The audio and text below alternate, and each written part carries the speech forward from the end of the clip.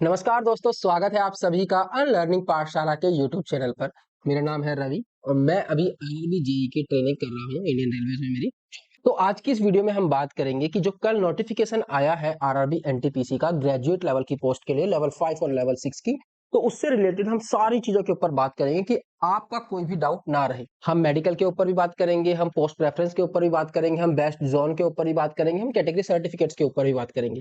लेकिन इन सब के ऊपर आने से पहले मैं आपको बता दूं कि अगर आप एनटीपीसी की तैयारी कर रहे हो तो आप किरण पब्लिकेशंस की बुक्स को फॉलो कर सकते हो। काफी अच्छी बुक्स हैं और आपने इनका नाम जरूर सुना होगा। हर एक जो सक्सेसफुल कैंडिडेट है वो किरण पब्लिकेशन से कहीं ना कहीं पढ़ा होता है। तो ये जो मैं आपको स्क्रीन पे बुक्स दिखा रहा हूँ, आप मैथ्स, रीजनिंग और जीएस इन तीनों बुक्स को ले सकते हैं अगर आप एनटीपीसी की तैयारी कर रहे हैं, क्योंकि एनटीपीसी में तीन ही चीजें हैं, मैथ्स, रीजनिंग और जीएसटी के।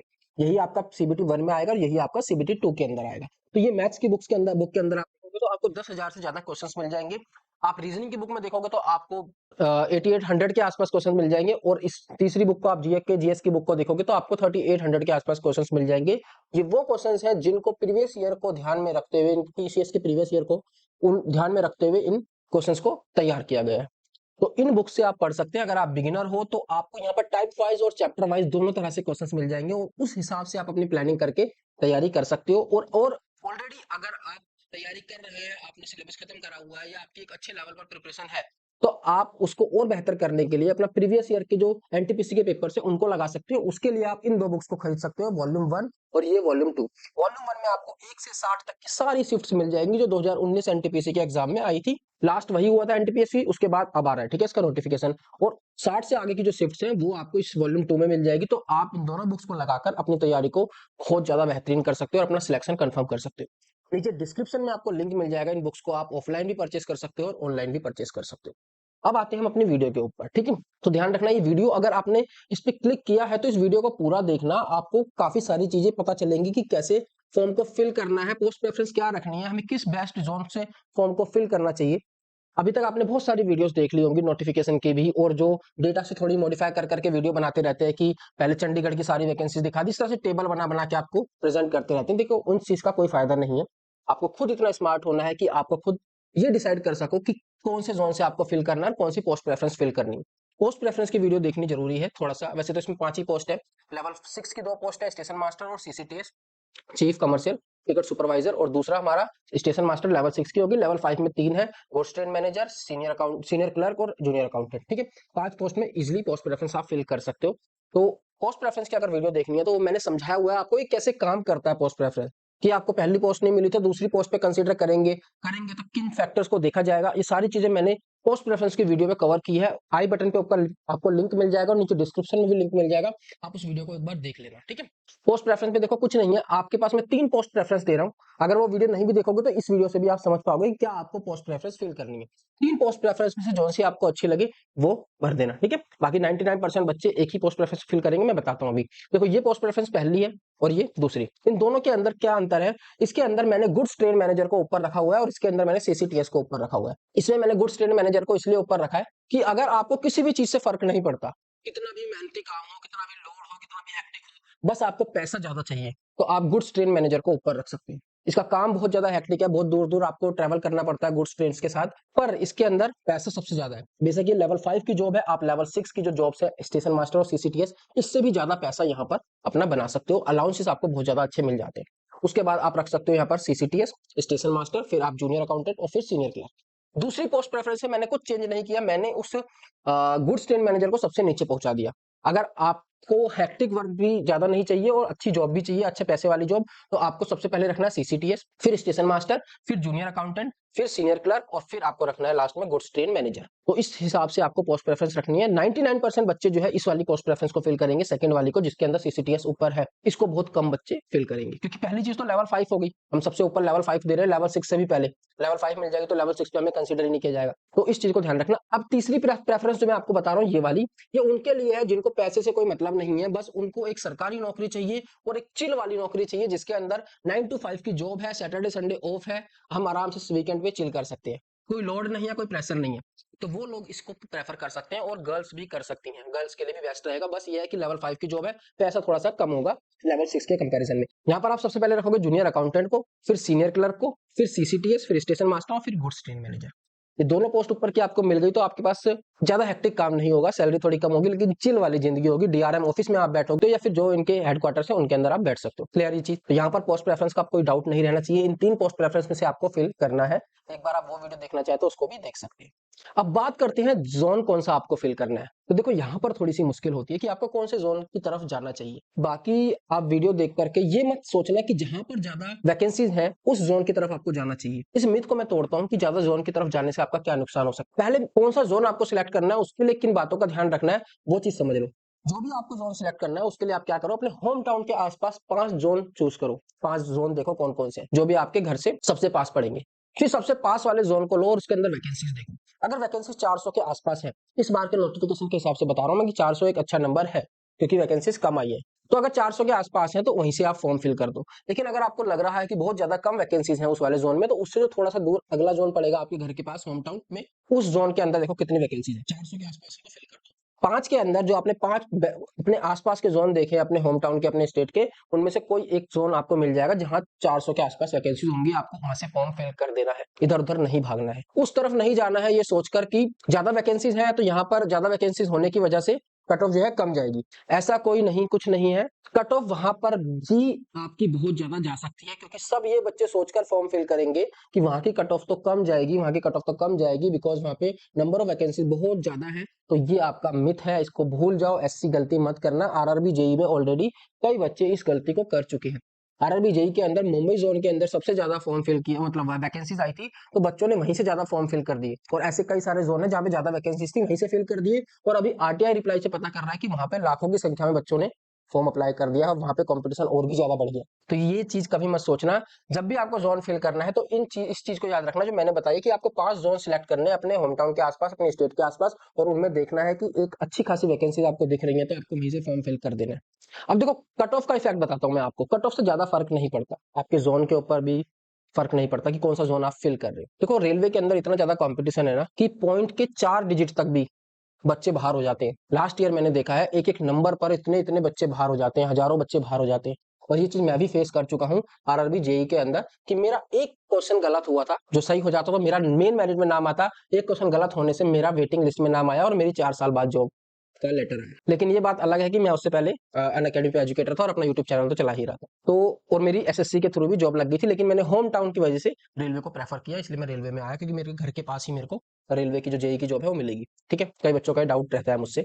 तो यहाँ पर बहुत ज्यादा कंपटीशन है, कोई भी नहीं बता सकता कि कट ऑफ कौन से जोन की ज्यादा जाएगी और कौन से जोन की कम जाएगी। इस मिथ को बाहर निकाल दो। अगर आप 84 मार्क्स लेकर आ रहे हो ना एग्जाम में, तो आपके अंदर कैपेबिलिटी आप 88 मार्क्स भी लेकर आ सकते हो। बस वहां पे लक का फैक्टर आ जाता है कि आपका एक क्वेश्चन जो ठीक हो सकता था वो किसी वजह से गलत हो गया, सिली मिस्टेक की वजह से, जिसकी वजह से आप 88 की बजाय 84 पे आ गए। नॉलेज दोनों की बराबर है, 88 वाले बच्चे की भी और 84 वाले बच्चे की भी। और आप देखोगे कि 90% जो हर जोन की कट ऑफ है वो यहीं पर 3-4 मार्क्स के गैप में ही रहती है। लेकिन अगर आप कम कट ऑफ वाले जोन की क्लियर कर पा रहे हो तो आप हाईएस्ट कट ऑफ जोन की भी कट ऑफ को क्लियर कर सकते हो। आप अपने ऊपर भरोसा रखो, अपने ऊपर आपको भरोसा रखना है। और इस चीज को नहीं सोचना है कि कट ऑफ पिछली बार यहाँ की कम गई थी तो मैं यहाँ से फॉर्म फिल कर देता हूँ, यहाँ की ज्यादा गई थी तो यहाँ से फॉर्म नहीं फिल कर रहा। इस मिथ को भी मैं तोड़ता हूँ। देखो लास्ट ईयर क्या था ना, मैंने एक डेटा लिखा हुआ है।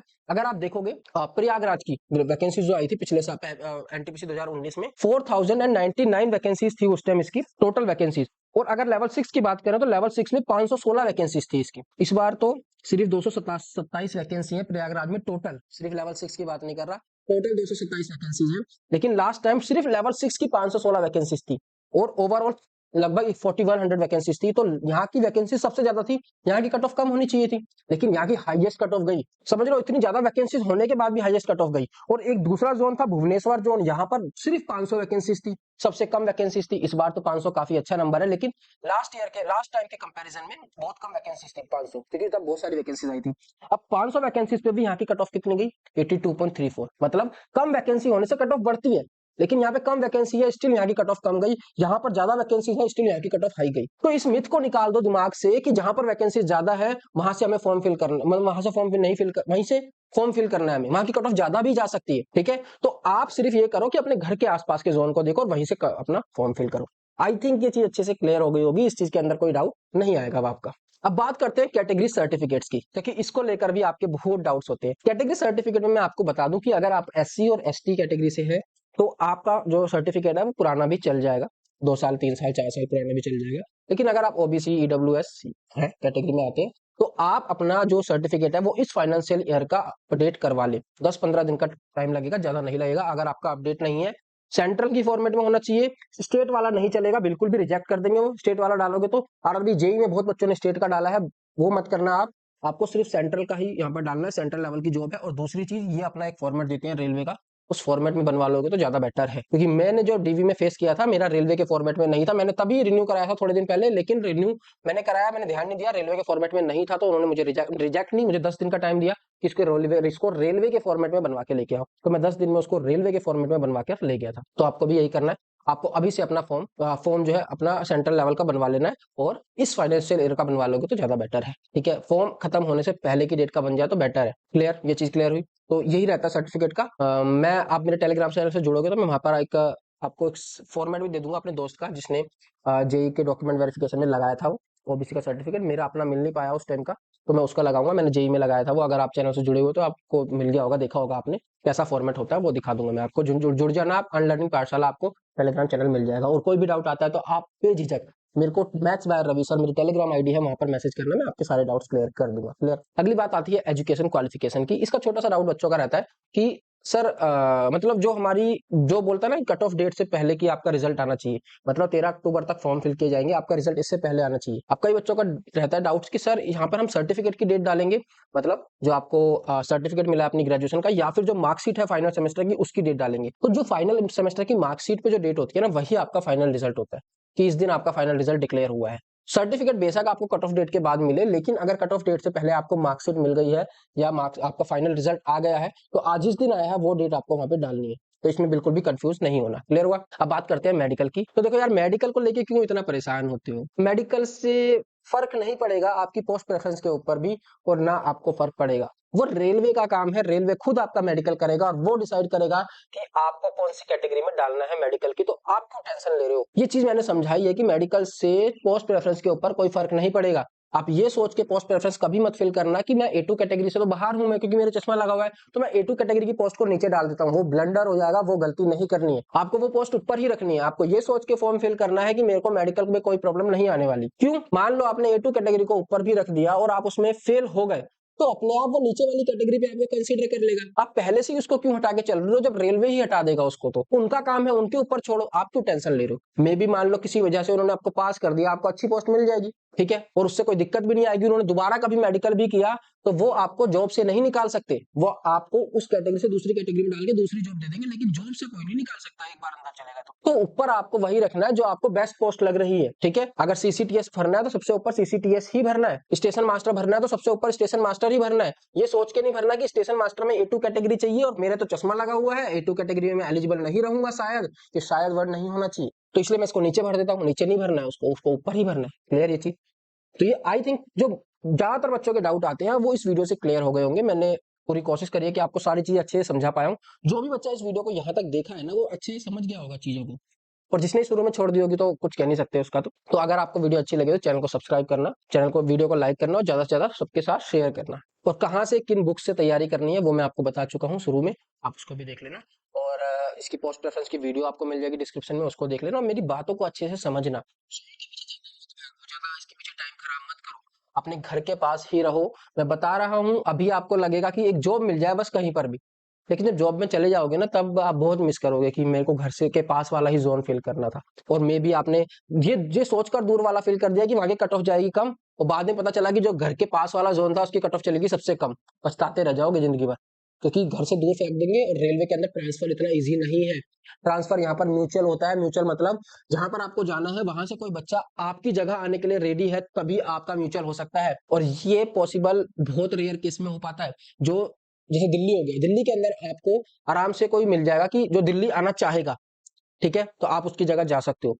लेकिन कोई दूसरी जगह होगी, छोटी मोटी सिटीज जो होती हैं, उनके अंदर कोई बच्चा आने को राजी नहीं होता, ठीक है, तो बहुत मुश्किल हो जाता है म्यूचुअल ट्रांसफर। तो ये सोचकर ध्यान में रखना इस बात को कि मैं अपने घर के आसपास जितना रह सकूं उतना ही आसपास रहूं, उसके ज्यादा दूर के चक्कर में ना रहूं। कहीं पता पड़े नॉर्थ का बच्चा साउथ में जाके फॉर्म फिल कर रहा है, बस हो गया उसका बेड़ा गर्क। तो अगर वीडियो अच्छी लगे तो लाइक करना। चलो मिलते हैं आपसे अगली वीडियो में, तब तक के लिए धन्यवाद दोस्तों, जय हिंद।